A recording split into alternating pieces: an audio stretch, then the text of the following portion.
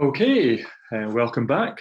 Hope you all had a refreshing break for 10 minutes and we'll crack straight on. And our next speaker is Rebecca King from Citizens Advice Scotland. Rebecca's experience really is in the energy policy side. So Rebecca's going to give us a bit of a breakdown on the national picture. Rebecca. Thanks very much, Bob. Good morning, everyone, and thank you to Sutherland Community Partnership for organising such a timely summit. I suppose given the very real pressures that we're seeing in the energy market at the moment, which are having an impact on people across the country alongside the fallout from the pandemic. Bob, I'm one of the energy policy officers at Citizens Advice Scotland. If you'll forgive me, my Wi-Fi isn't the best at home, so I'll turn my camera off while I share my presentation. And if anyone can't hear me or if anything freezes, I'd be grateful if you could let me know. So.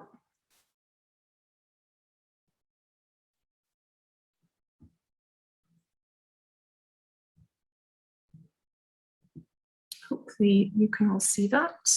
Yes, that's working. Perfect, thanks, Bob. So, so as I mentioned, I'm one of the energy policy officers at Citizens Advice Scotland. You've probably heard about Citizens Advice Bureau, certainly, and you may even have sought advice from your local CAB.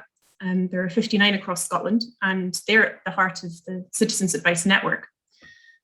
The national component of that, Citizens Advice Scotland, where I work, provides training and quality assurance for the CABs, but we also carry out research and policy work, in my case, energy policy work, and campaigning on key issues. And that's based on the advice that is actually being sought by CAB clients. The advice that we give is free, confidential, and impartial. And altogether, the CABs, Citizens Advice Scotland, and the Extra Help Unit, which is a specialist unit based in Glasgow supporting vulnerable energy and postal consumers. Altogether, we form the largest independent advice network in Scotland. So I'm very conscious of my time slots. I've been told Bob will keep me right, but I'd like to give that national overview of the extent of fuel poverty in Scotland before I go into a bit more detail about what our data from across our network is telling us. So many of you will know the most recent Scottish Government figures published as part of the Scottish House Conditions Survey covered 2019. And they showed that in that year, 1 in 4 houses in Scotland were in fuel poverty. Among those 613,000 households, more than half found themselves in extreme fuel poverty. Now, the rates of fuel poverty in Scotland for last year, they're due to be published at the end of 2021. And unfortunately, we do anticipate those rates worsening. The Scottish Government estimates that the rate of fuel poverty could increase by as much as 18%. And that's due to a number of factors, including the impact of the pandemic. And obviously, once we're able to consider the figures for this current year, we'll also be able to see the impact of the live issues that I mentioned earlier, such as the significant increase in wholesale prices and the removal of the £20 weekly universal credit uplift. So we were talking about definitions earlier. Some of you attending may or may not know what fuel poverty is, and by that I do mean what it's defined as under Scottish legislation. We're really fortunate that Professor Donald Hirsch, whose work on the minimum income standard which underpins the Scottish definition of fuel poverty, will be speaking later on today. And I could take you through what fuel poverty and fuel poverty are defined as here. But what we often hear from CABs and clients is that definitions don't matter to them. They're just trying to get through each day, and that fuel poverty is just poverty. And that's not to say that definitions aren't important, but what I thought I'd show you instead are the voices of CAB clients saying what their lives are like right now, cases that have been shared with us, and these are all from within the last 6 months. So the first one you've got there is from an East of Scotland CAB reporting of a client who lives with and cares for his elderly parents. He himself is unable to work, And his energy supplier has recently notified him that his charges will be going up, and based on the estimated annual usage, will cost £356 a month. The second one there is from a West of Scotland cab, a woman who is on universal credit. She has a 4-year-old child, and she's in need of urgent help to be able to keep topping up her prepayment meter. She's called her energy supplier, but they've refused to help her, saying that she's essentially had too much help already. She's had too many discretionary payments. And lastly, this one's from a North of Scotland cab, a client who's a social housing tenant. She'd like her property's windows to be permanently sealed. Her husband has a number of health conditions that require a warm home, but they're finding it increasingly difficult to keep the property at a suitable temperature. They find that their heating system is ineffective, thermal efficiency is poor, and they're finding it difficult to engage with the housing association to secure the necessary improvements. So alongside these stories of people across Scotland who are telling us how stark their situations currently are, we've also been looking at what our data is telling us. Our network has the largest data set on societal issues outside the public sector. So we're really well placed to be able to identify problems, to understand why they're happening, and to highlight what could be done to solve them. And it won't come as any surprise to any of you that there has been changing advice demand in Scotland over the last 18 months. And of course, the stats I'm sharing covered the time prior to the price rises currently, I should say. And the first thing that we noticed during 2020 was that there was a significant rise in requests for financial assistance with energy. And in 2020, for the first time in a decade, the warm home discount overtook billing and metering to become the top energy issue that people sought advice on from their local cabs. Alongside that increase in advice on financial support, we also saw big jumps in the amount of advice being sought on energy efficiency. And following the Chancellor's announcement of the now closed Green Homes grant in July 2020, this is what happened to our public advice sites. Now, it was only available in England, of course, and we've heard from colleagues earlier this morning that there is support available in Scotland for those who want to insulate their home and make them more energy efficient and install low carbon heating systems. The point being, the demand was there, and having had a look at our more recent page view stats this week, the demand has remained high. And I suppose we should also take into account that when someone comes into a cab, it's not necessarily just with an energy issue. They're often coming in with multiple issues, and an energy problem is just one of those. So that kind of takes us to this current cost of living crisis. We published an analysis last month that found that in the last year, 32% of Scots had run out of money before payday. That's 1.4 million people. And of those, almost 400,000 people had missed an energy payment because they'd run out of money. And now furlough's ending, the energy price cap has increased and will probably increase again, and the £20 a week uplift universal credit has been removed. So let's be clear, there is a cost of living crisis. Now, I don't want to steal Di's thunder, who'll be speaking about Sutherland specifically, but I do want to touch on the recent survey that was carried out in the area by local partnerships, including East and Central Sutherland CAB, on affordable warmth. And in the survey, just under 400 respondents were asked if they were able to keep their home warm. Overall, 32% said no or some of the time. And if you remove the folk who didn't answer the question, that figure jumps to just over 40%. And one of the other questions respondents were asked was whether they had sufficient insulation in their home. Overall, 35% saying no. And these two stats are strong indicators of fuel poverty. They are consistent with the current fuel poverty rate for the Highlands, which that figure I've put in there, 33%, another one from the Scottish House Condition Survey. But there are some interesting contrasts. The one that jumped out to me was fuel type. We've mentioned about the lack of mains gas in the area. So what I put in here, just to show that difference, when you compare the national stats with the stats that came out of the Sutherland survey, in Scotland, 81% on mains gas, much lower when it comes to electricity, but much higher specifically in Sutherland. And of course, the implication I referenced earlier, higher fuel poverty rates amongst those who have electrical heating. The survey's respondents also paint a really quite bleak picture when it comes to their ability to stay warm. And I did want to also highlight a few comments from them that I think are particularly stark. I have to keep the heating between 12 to 15 degrees. As if it's above that, I go through a lot of oil. I turn it down to 10 degrees when I go to bed.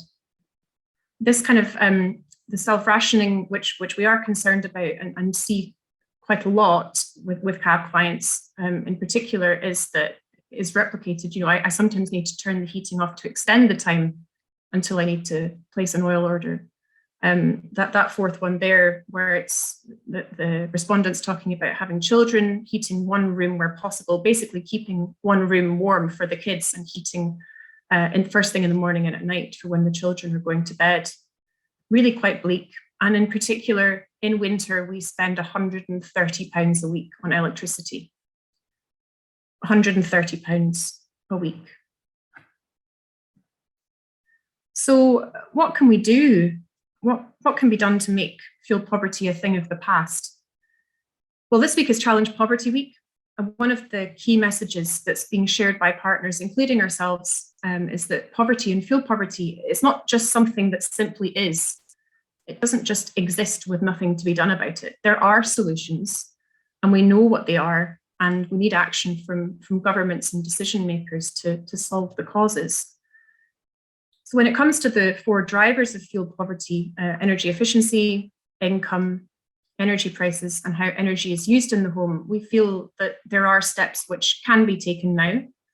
When it comes to energy efficiency, we've heard from our colleagues, Highland Council, Home Energy Scotland and Warmworks, delivering national and local schemes. And there is excellent work which can be built upon that ensures that fabric first approach. And with that is needed additional funding.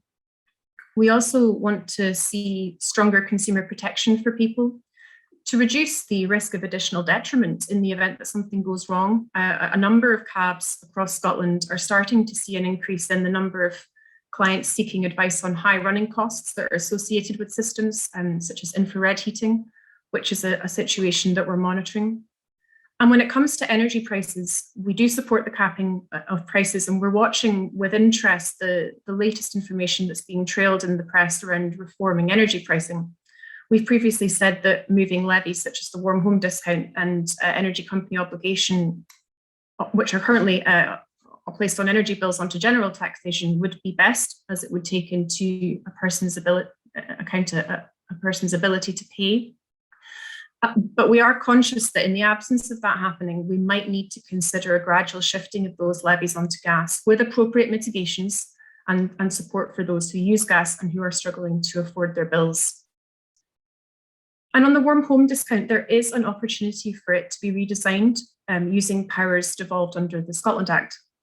We published a report called Mind the Fuel Poverty Gap last year, which found that people who receive the warm home discount find it a vital source of support, but it's only reaching around a third of those who are eligible.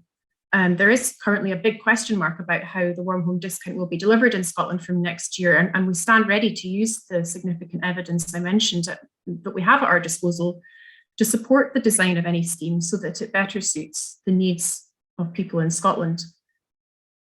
And lastly, as is highlighted in the executive summary of the Sutherland Fuel Poverty Report and by a number of people already during the session today, the recent policy change, which now excludes support for replacement oil and LPG boilers, is rightly a cause for concern for those living in fuel poverty and the people who support them. Such an abrupt change can and is already having an impact. And although removing support for the most carbon intensive fuels is understandable, we don't think that support should be dropping off such a steep cliff edge.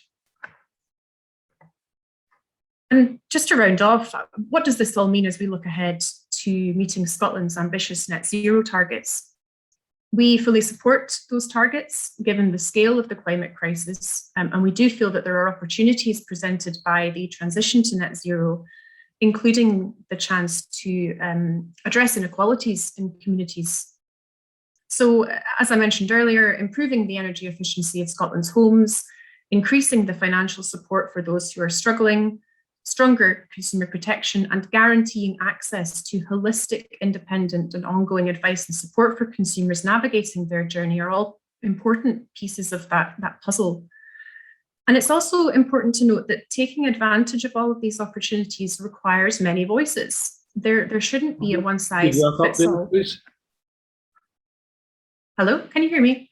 Yeah, we're running out of time. If you could just wrap up. Of course, I will wrap up. No problem. Thanks, Bob. One size fits all approach, that's if you're looking at people with the protected characteristics, we can't be blind to the way they experience fuel poverty. And I know Di will touch on the differences between urban and rural and remote communities. We have to take those into account. So it is a really serious situation for people in Sutherland and across Scotland as we head into winter. We'll keep supporting them, and we'll keep trying to use the voices of CAB points to try to influence decision makers and deliver change. Thanks very much. Thank you, Rebecca, and thank you for wrapping up so quickly at the end there. You were just about at the end of your presentation anyway, so that's good. And that's okay. Some very interesting stuff there, particularly in the difference between rural and urban in terms of fuel types. And I think you answered one of the questions that was raised in relation to CAS's views about rural and urban. And I also think that plug that you made for Mind the Fuel Poverty Gap report is a very good report, raises many issues that have been coming out for a number of years. So thanks very much indeed. Thank you.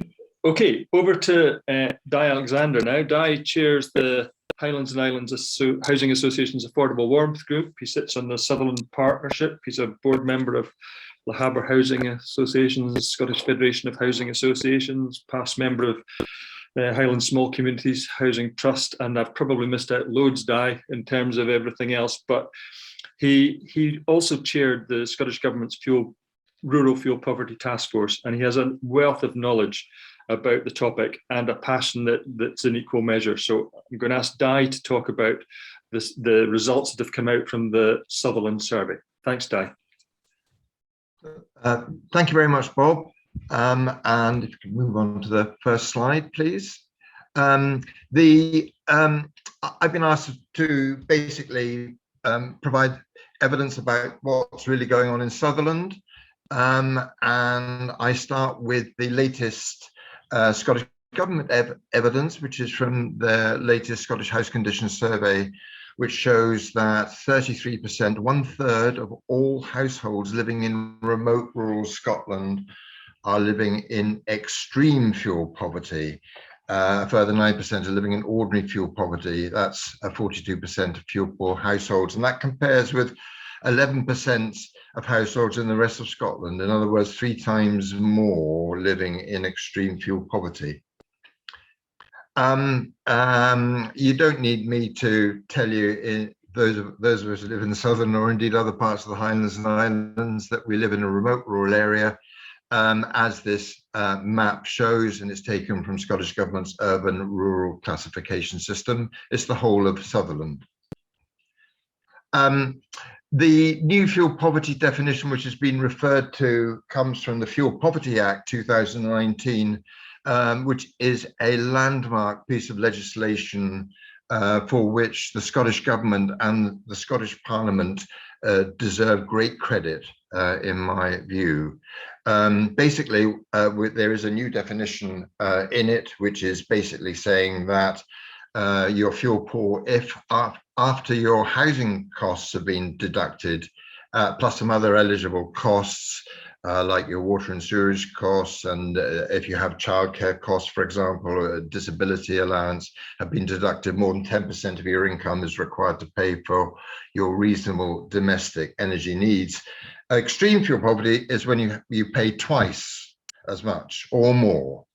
And it's worth noting that the new Fuel Poverty Act sets a statutory target on reducing extreme fuel poverty to 5% by 2030. So 33% in remote rural Scotland, down to 5% in 8 years. It's a challenge, and it's a challenge which deserves a new approach. So I'll come to that eventually. The high cost of remote rural living, we're going to hear, I'm very pleased to say from Professor Donald Hirsch later on. But basically, he will go into detail on this, but the bottom line is that the basic cost of living is between 15 and 30% more in Sutherland and other remote rural areas than it is for the average UK urban household. But important to remember that this does not include the higher domestic energy costs. Why? Well, we have lower levels of average incomes. The latest info from Heinz Enterprise show that incomes in Caithness and Sutherland are only 87% of the national average. 58 of respondents to the our affordable warmth survey, which is already featured, indicated that they had an income of less than 20,000 a year. So it's not just lower than average income, it's significantly lower than average disposable incomes.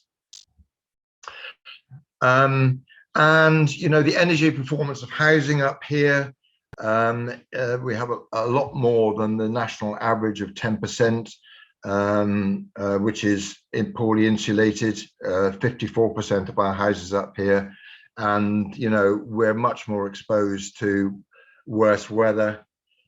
And I have a favorite slide here, which I like to use from time to time, which shows the wind and wind-driven rain across the UK.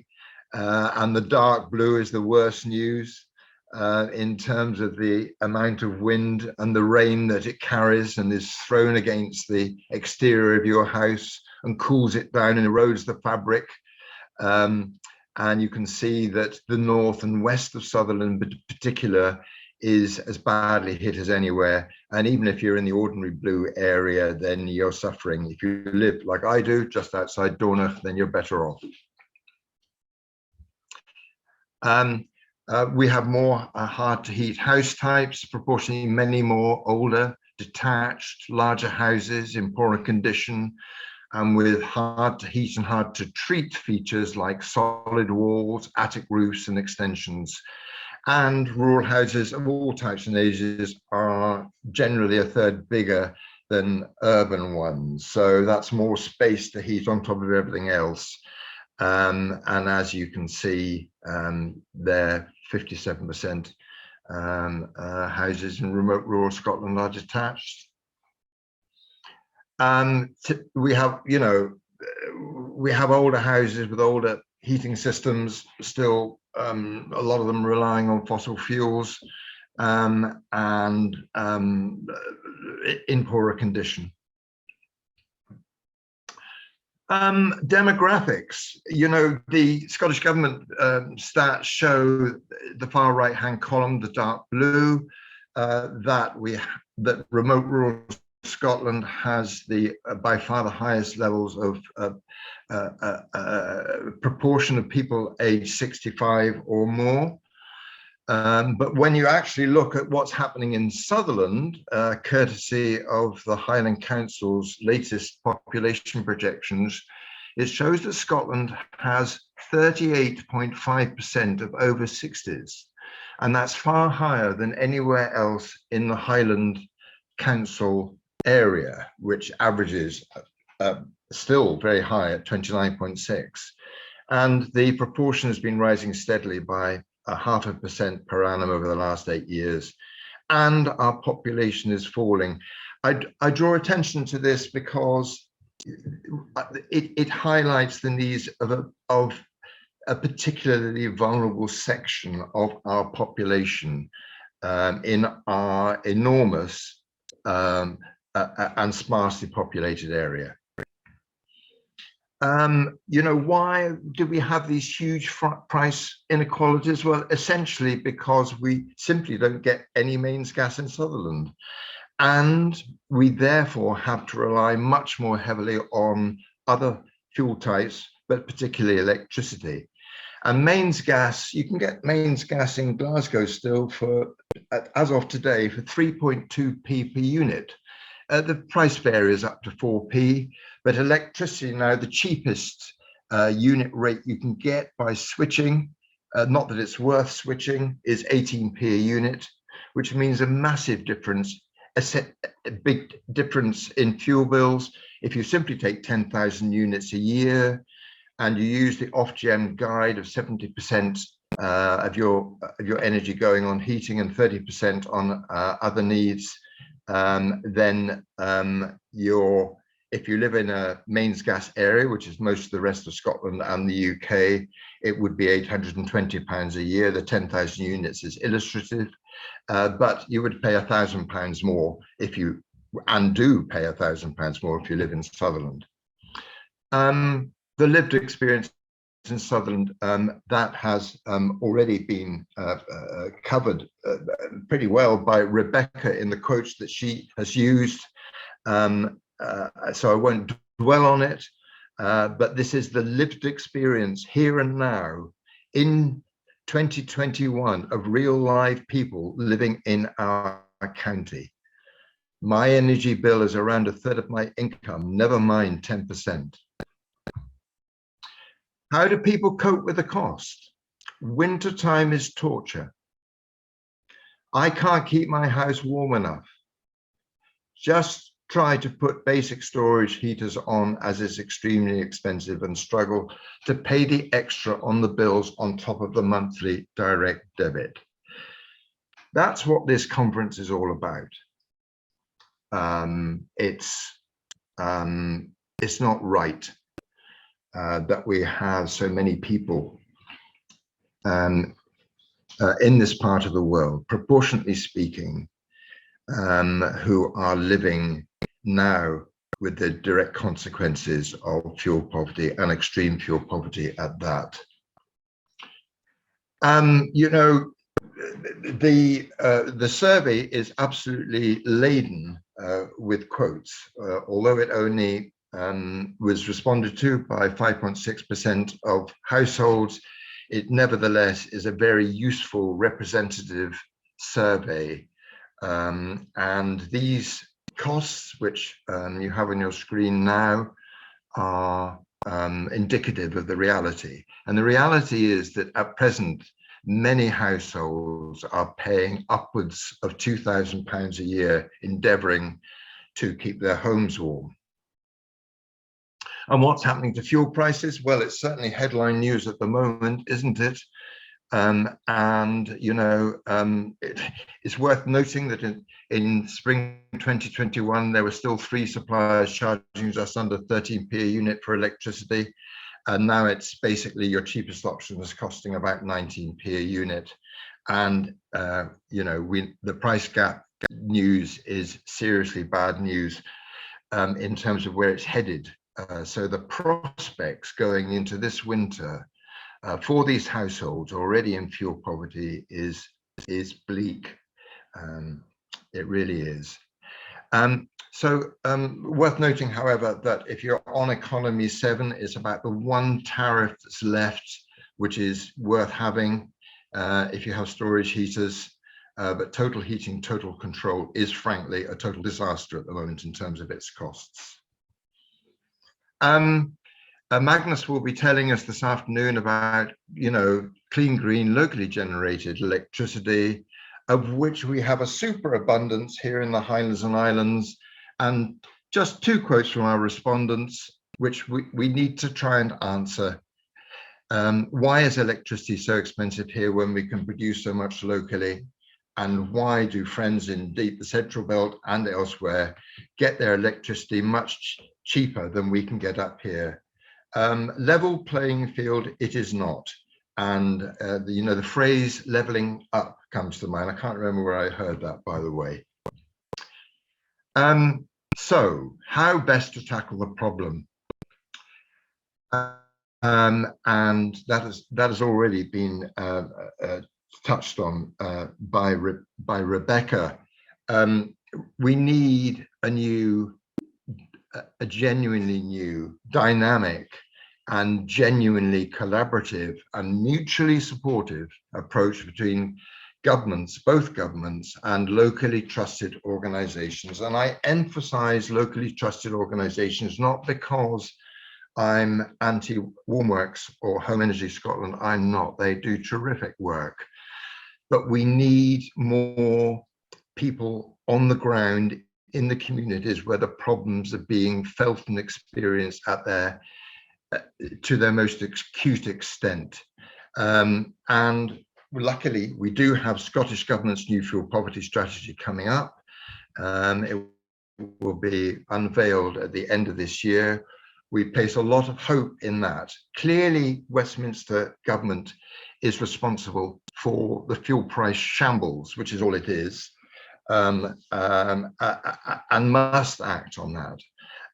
But Scottish Government does have power to do new things, working with good local organizations, plus the existing organizations to make the whole system work better.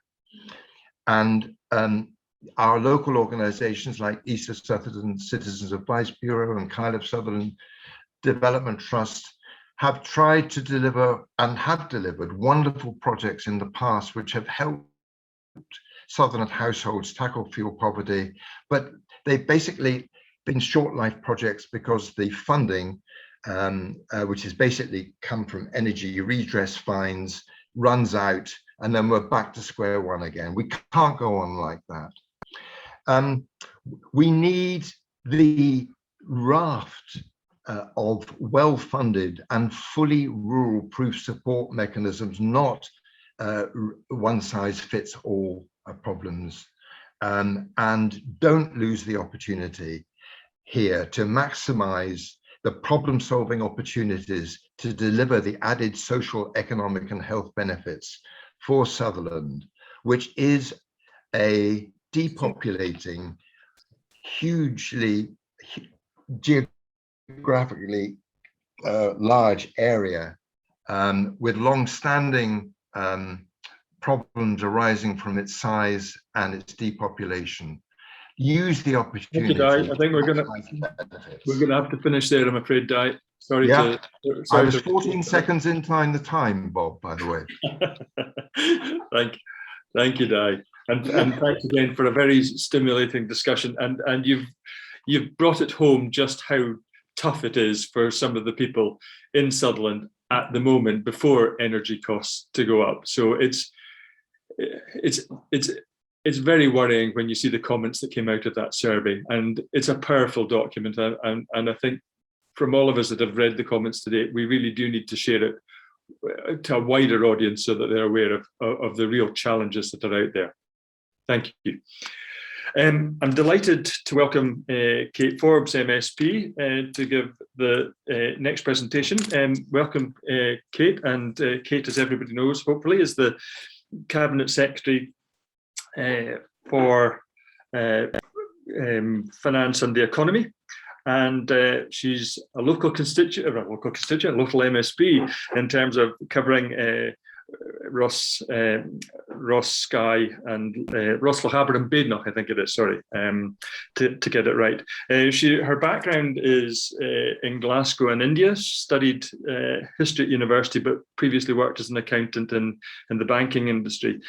Kate has shown, ever since Di and I were dealing with the Rural Fuel Poverty Task Force, a real interest in it, and I'm sure partly prompted by her mailbag every week, but it's been heartening to see the interest that you have shown in it, Kate, and I'm delighted to welcome you to the seminar today, and we're looking forward to hearing your talk. So over to you.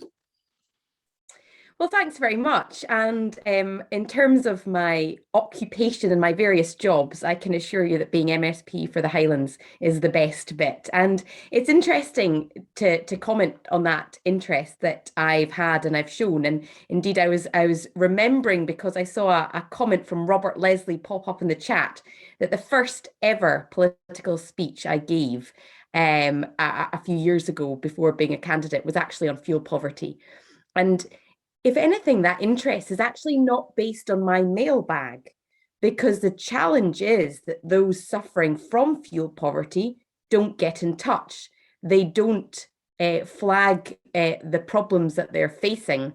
And so often I heard just the last comments from Di there about the need for local individuals, local workers who can actually identify where people are struggling and provide help to them, because too often those in the direst state are not the ones who get in touch. And I think there's a real importance there of a cross-agency approach, isn't there? Because I will come on to speak about what the government is doing, but I'm really conscious that I know many of you on this call by name, and I know how much you have done over the years to serve communities of the Highlands and Islands. And I have, rather than speaking to you, it has been my privilege over the years to listen to you and to learn from many of you in terms of what is actually happening on the ground and what steps are required.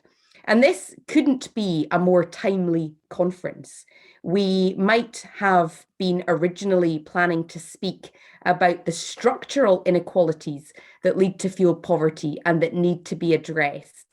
And yet here we are layering structural inequalities on top of acutely rising prices, shortages of supply chains, and the impact of inflation. It is a horrendous situation to be in, a horrendous mixture of pressures on top of what are already being faced by many in the Highlands and Islands, because we know that there are already high levels of fuel poverty and extreme fuel poverty in far too many of Scotland's rural, remote and island communities.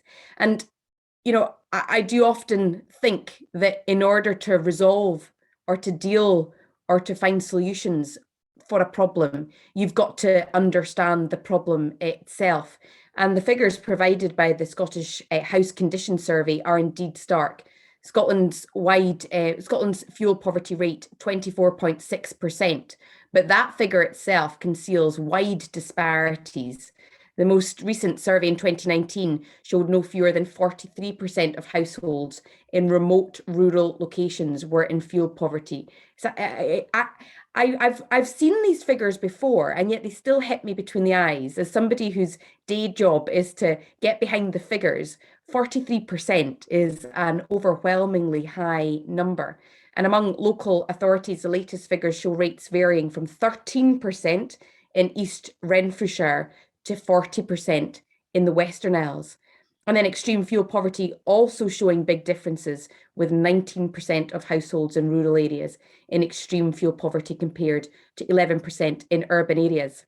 It's a point I've been making in the media over the last few weeks when giving various interviews about some of the crises we're seeing when it comes to supply chains and energy prices, that whilst we hear nationwide a sense of concern and worry about the implications for families, and we've seen that over the last few weeks, particularly with discussions about whether or not universal credit should be getting cut right now. My response is, wait a minute, I know it's bad nationally, but spare a thought for households in the Highlands and Islands in our remote and rural areas that are seeing this exacerbated on top of what they were already facing, which is higher costs to begin with.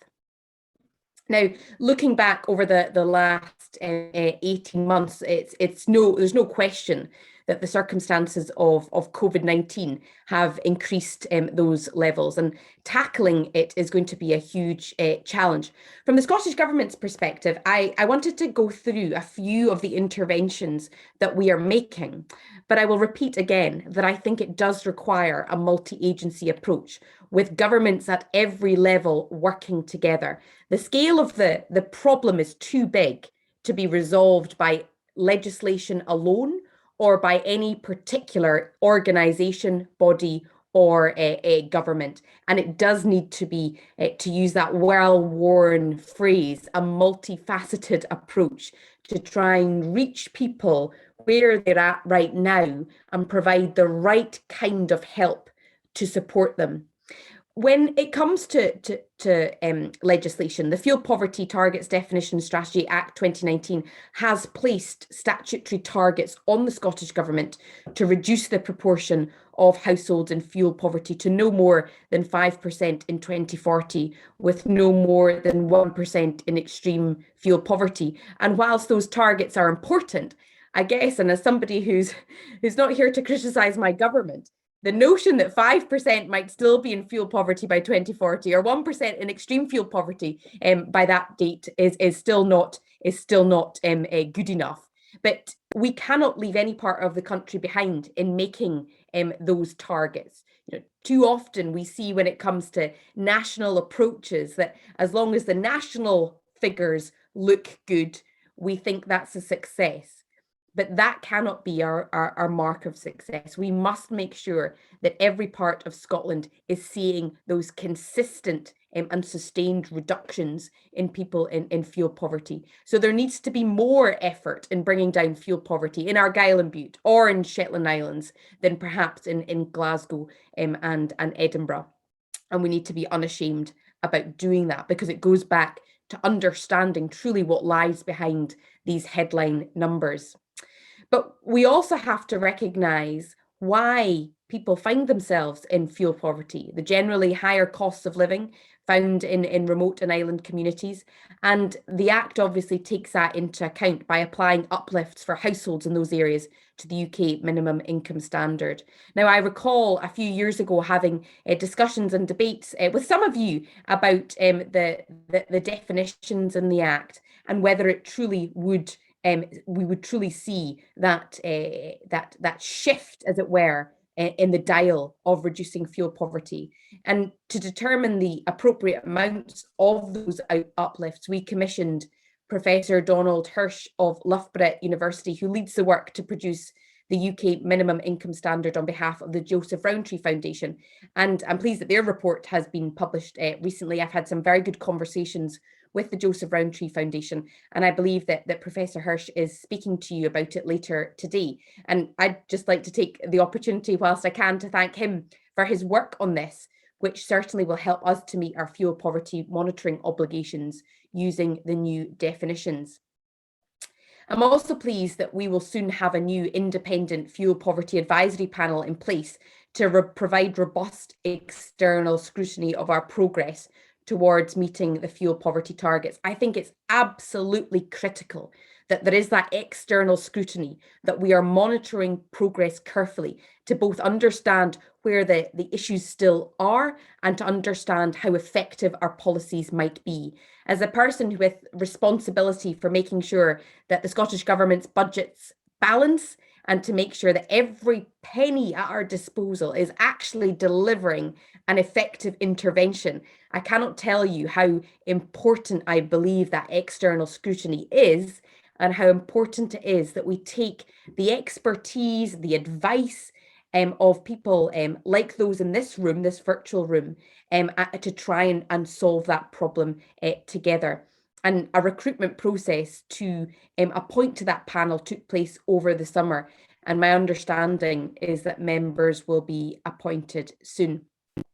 So that was to lay the groundwork a little bit about where I think government's interventions fit when it comes to the wide number of organisations working in this space.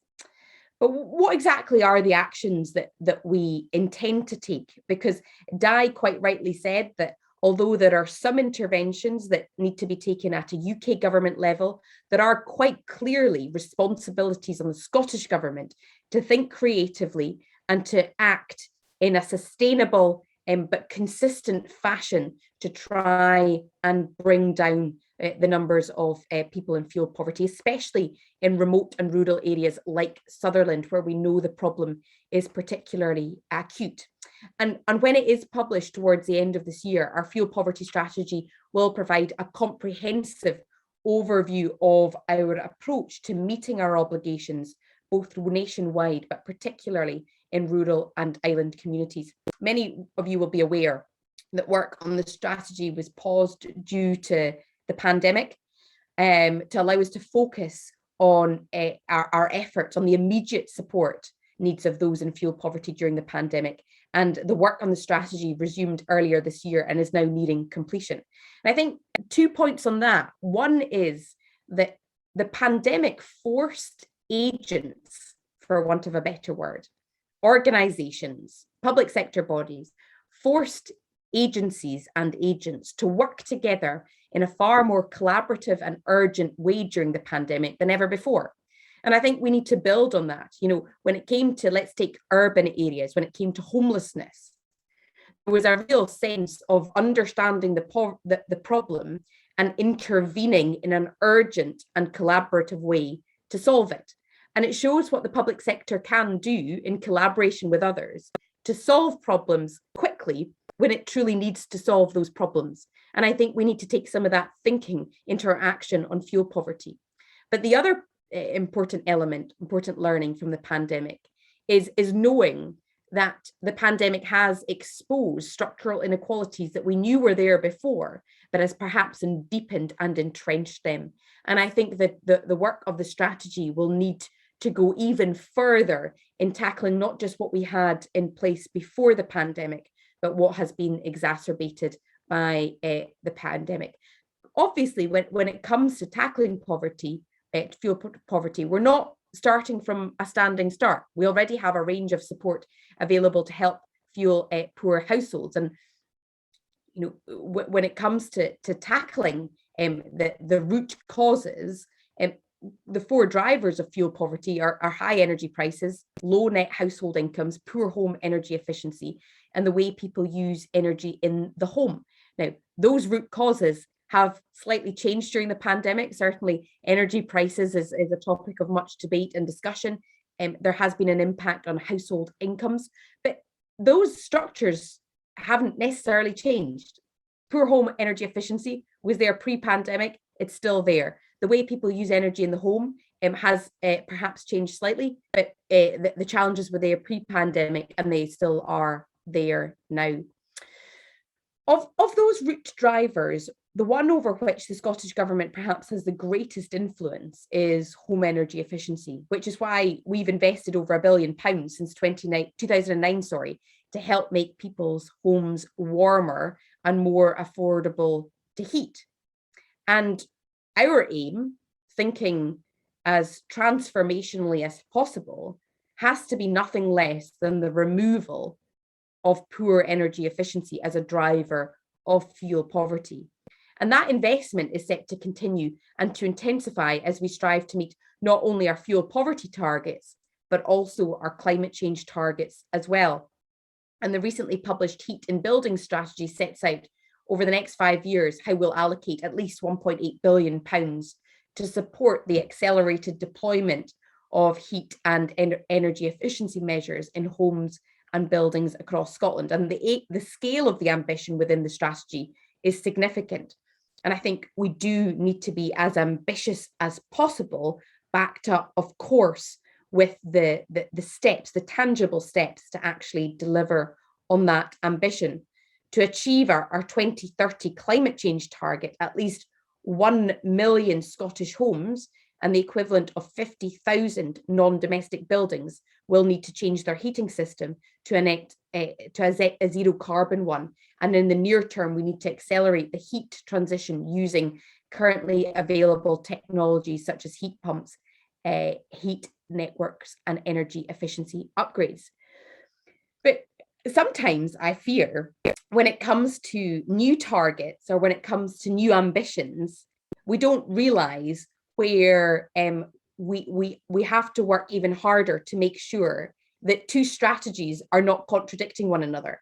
So in our efforts to try and meet our climate change targets, we absolutely need to make sure we don't lose sight of our targets when it comes to fuel poverty. We talk a lot about a just transition when it comes to, for example, carbon intensive industries in the Northeast. So how do we make sure that in our efforts to meet climate change targets, we are not leaving workers behind? But when it comes to fuel poverty, I think there is also a just transition here, because we must make sure that no one is left behind in the heat transition. And we've set out fuel poverty principles within the Heat in Building strategy to guide how our future support programmes are developed. And my hope would be that once appointed, the Scottish Fuel Poverty Advisory Panel will also provide expert advice on how to ensure that those in or at risk of fuel poverty are not adversely impacted by our decarbonisation efforts. And I really cannot emphasise that point enough. It's one of the areas where I raise questions and probe to make sure that the high level targets around climate change are working to help those in fuel poverty, rather than perhaps making it even more difficult to reach our fuel poverty targets. Over the next year, we will work to establish a virtual national public energy agency to accelerate the change that we need to see in how we heat and use energy in homes and buildings. And that agency will bring new coordination and leadership to our existing advice and delivery programs to accelerate the transformational change I identified in how we heat and use energy in our homes and buildings. And that will include education, educating the public on the changes needed and providing expert advice. I recently moved home as a result of getting married during the summer. And we are looking at how we heat our home and looking at some of the options available. And it's quite challenging, not to knock any of our own agencies, but I think there's nothing better than a government minister having to test the approaches or the policies or the agencies that have been established. I think my poor husband thought he might get the inside scoop in how to do this. And I was unfortunately of no help whatsoever to him as we tried to figure out where we could make some investments to move to renewables or to reduce the carbon intensity of our energy. So making it easy. I think we currently right now live in a country where people want to do the right thing. They want to invest where they can, and making it as easy as possible for people to get the help that they need or the guidance that they need. And that's where, going back to the point that I've seen crop up in the chat and that Di made about having boots on the ground, couldn't be more important. So making it as easy as possible for people to reach out and get help they need without feeling like they're navigating multiple different channels just to get an answer to one question. In channeling our investment directly to fuel poor households, our Warmer Homes Scotland and area-based schemes recognise the particular challenges faced by people living in remote and rural communities. For instance, a much higher proportion of households are off the gas grid, and the energy stock tends to have poorer existing levels of energy efficiency. We also know installation and labour costs are generally higher, and qualified tradespeople can be hard to find, particularly just now when they're dealing with the backlog perhaps from the pandemic.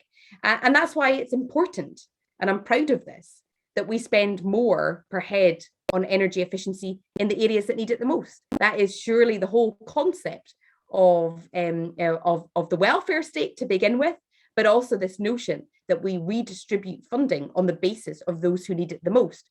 And clearly, when it comes to fuel poverty, it is our remote and rural and island communities that need it. And since 2013, our remote and rural areas have seen over £91 million invested in home energy efficiency, primarily through those area-based schemes. I certainly don't underestimate the concerns of households right now in rural and island areas as they look at the future. And there are a number of there is a significant support available, but I think we need to consistently and constantly understand the challenges that households are facing and how we provide that support. And obviously, when it comes to islands particularly, the National Islands Plan commits us to considering what further improvements we could make to our schemes to better serve households in island communities. And will also be developing our approach to heat in the islands and remote rural context in our forthcoming islands energy strategy due in 2022. We're also committed to continuing to support the growth of community and local energy in Scotland. Local and community renewable energy projects are of huge importance, not only in helping communities reduce carbon emissions, but also to bring down their energy costs and create jobs as well in dealing with some of the other root drivers around income. The Community and Renewable Energy Scheme has obviously been in place over a decade, providing tailored packages of support and advice throughout the entirety of project development. And CARES offers loan and grant funding to community groups, charitable organisations and rural SMEs looking to own and or take a stake in local renewable energy projects across Scotland. There's some really good examples which many of you will be more acquainted with, and many of you may even represent to alleviate fuel poverty. One of the ones I was most recently cited on is the Heat Smart Orkney project, making use of excess electricity from community-owned turbines to feed a smart energy system, providing affordable heat in people's homes. So now, rather than seeing the community turbine get turned off periodically due to grid export limitations, the community householders are able to watch it continue to heat to turn, knowing that they're receiving cheap green heat. And I love that example because it gets round one of the big structural challenges where we haven't seen movement, and that is on the grid, or in terms of a national energy policy or energy regulation, where we haven't seen the progress that we would have liked to have seen, and where we absolutely need to see progress in order to deal with one of those 4 drivers of fuel poverty that I identified. But as I start to come to a close, I go back to the point of making sure that for those who need help, they are able to get the help. And as well as acting as the gateway to our fuel poverty and energy efficiency schemes, Home Energy Scotland Service is obviously key in providing advice and assistance to people looking to use energy more effectively. They can also make referrals for benefits check to make sure that people are getting everything that they are entitled to. And last year, or 2 years ago rather, they provided advice to over 45,000 people in or at risk of fuel poverty. And obviously there's specialist advice through its Energy Carers service to provide that intensive support to households who have issues relating to a whole host of different drivers of poverty, whether those are health, disability concerns, whether it's about low income or family circumstances that will never get captured in a blanket piece of legislation or in a blanket policy to provide help. And that service was primarily based on home visits too, prior to the pandemic, that has successfully adapted to providing support remotely. Although I'm not sure that in these circumstances, remote is ever a full and comprehensive compensation or substitute for what can be provided in person on the ground. And as restrictions have eased, they've been able to resume home visits where appropriate in a COVID safe manner. And I know that representatives from Home Energy Scotland are in attendance today and were speaking to you earlier. So I'd like to take the opportunity to thank them for their valuable work in what they're doing. I said I was finishing, but there is one area I haven't touched on, and I don't think we can avoid it. And that is the recent rises in energy prices and the increase in the price cap authorised by Ofgem. That is going to have undeniably a negative impact on fuel poor households. The cost of energy is clearly a huge issue when it comes to tackling fuel poverty. And it is one of those drivers I referenced over which we have the least control, with policy in this area still reserved. And so, it's an area that I have raised a number of times in discussions with my UK government counterparts. And I know my colleague, Michael Matheson, the Cabinet Secretary for Energy, has made this clear to his Westminster counterpart. The impact of the current energy price increases would be lessened if we weren't at the same time seeing incomes being squeezed, tax rises and benefits cuts, especially when it comes to the £20 a week cut in universal credit, which we know will be devastating for many of the households most vulnerable to fuel poverty. We know, and we take it seriously, the Scottish Government has a responsibility and has the ability to tackle some of the drivers of fuel poverty. We are taking a wide range of actions within our powers to support people who are on low incomes through the winter. But I think it is impossible to assume that those interventions will fully mitigate the costs of decisions taken by the UK government in particular. When it comes down to it, and I saw this during the pandemic in particular, when it comes down to it, it's putting money in people's pockets to be able to deal with rising costs that ultimately matters.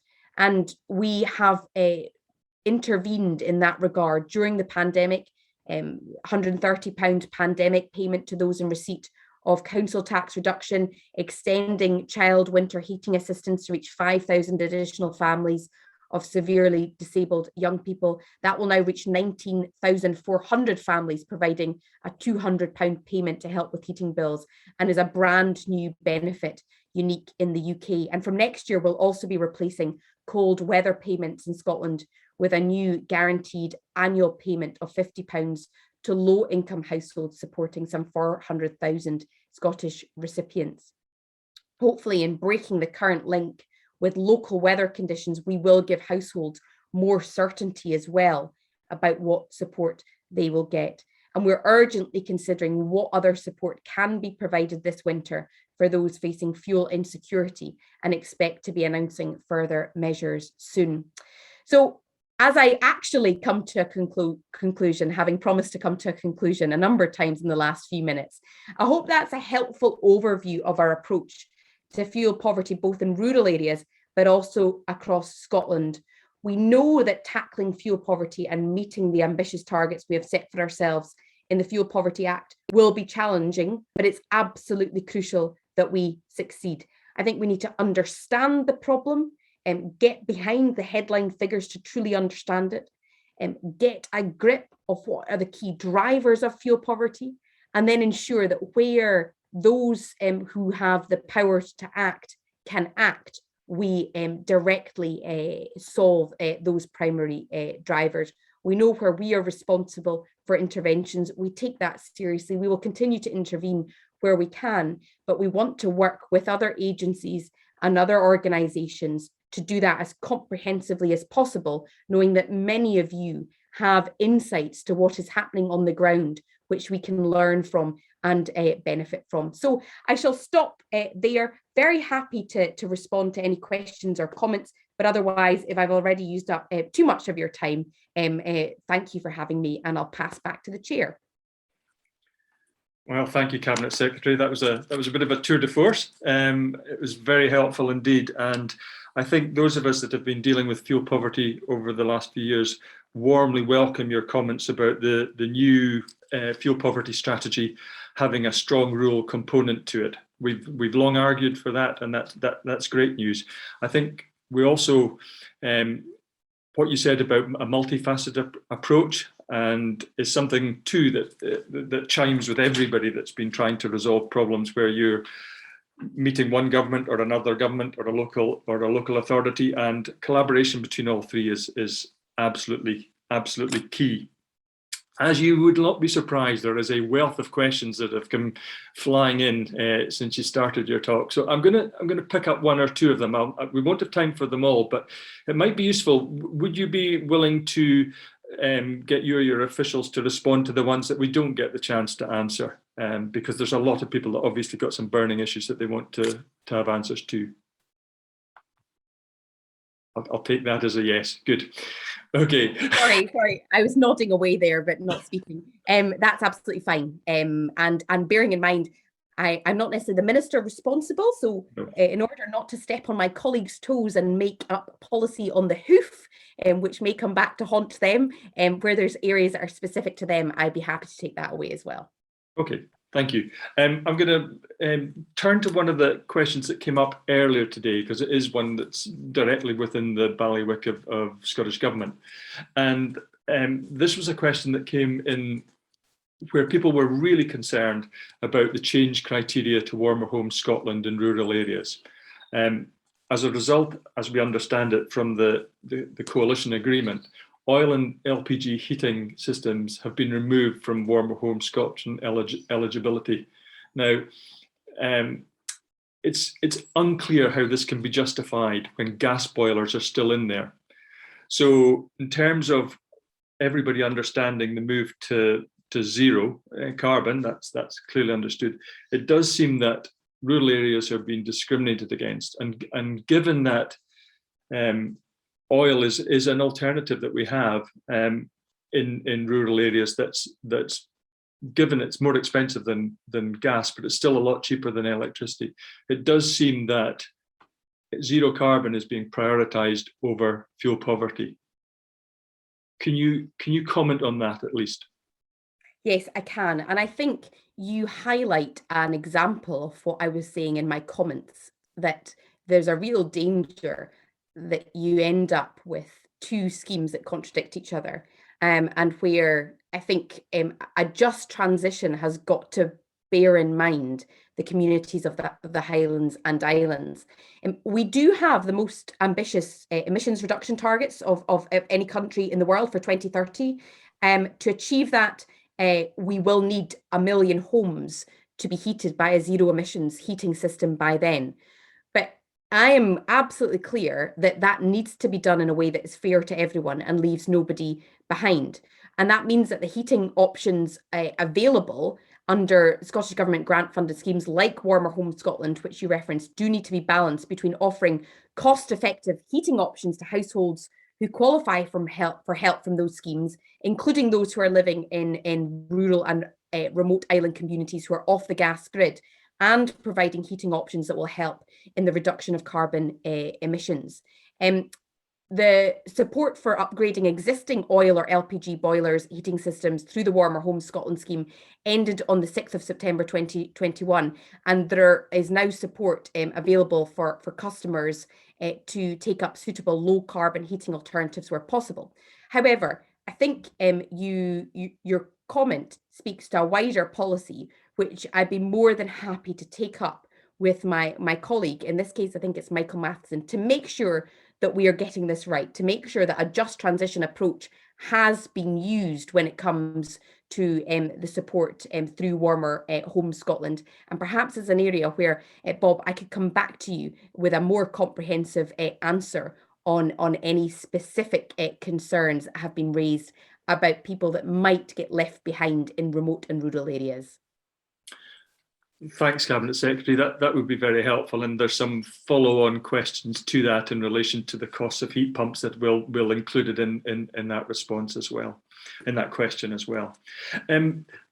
Another point that you made very, very well, I thought, was the issue about people not making contact with people because they were a degree of shame in terms of fuel poverty, and the benefits of locally trusted delivery agents who people would turn to. I think you understand that only too well, and across the Highlands and Islands we see many, many examples of trusted local groups doing it, but their funding's been very much hand to mouth. And if we really want this to be sustained and trusted over a long period of time, we really think there should be some move towards permanentizing or making their funding on a lot more robust basis, longer term basis. Do you have a view that the strategy might pick that up or not? Well, I think actually there's something else that will pick that up. The reason that we're in this situation is not through choice. So the Scottish Government's budget is obviously largely determined by the UK government, and what we haven't had for a number of years is a comprehensive spending review that spells out the funding for the next 3 to 5 years. So I want to be in a position in Scotland where we are setting budgets for at least 3 years for those organisations that depend on that. Now, that might be organisations in the third sector, the charitable sector, which may be some of the bodies you're talking about. But it's also true for example, for local government, for local authorities to be able to set budgets for 3 years, which reduces the fact that, say, third sector organisations are having to reapply every year, and gives them the ability to plan out on a longer term basis. And we have committed this year, on the 27th of October, we are expecting the UK government to publish its budget, and alongside that, its comprehensive spending review, which will spell out the Scottish Government's budget for the next 3 years, if all goes to plan. And my intention is to follow that with our own spending review over the course of the beginning of next year, which will then give budgets for a 3 to 5 year basis. And that will then filter down to make sure that organisations can get clarity on their budgets on a longer term basis. So I suppose in short, it has less to do with specifically fuel poverty policy and more to do with the unfortunate way that budgets have been set over the last few years, because we haven't had that longer term outlook.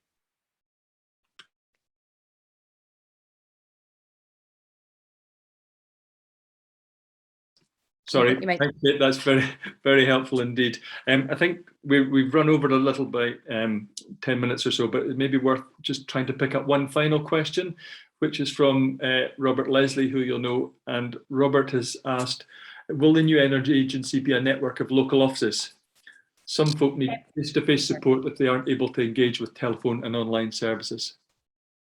I think it absolutely does need to have boots on the ground. I think I mentioned that when Home Energy Scotland during the pandemic moved to purely remote, although they did a cracking job, ultimately you do need people on the ground. And I think it's really important that this new energy agency actually meets people where they're at and prioritises access. And that will require access to be in person as much as over the phone or over the internet. That's very helpful. Thank you. And there are an increasing number of questions flying in, but I will collate them and send them to, is it to Angela O'Brien, the head of fuel poverty? Will that be the best person to send them to so that we can get responses and include them in our final report? I think that's probably the best thing to do, yeah.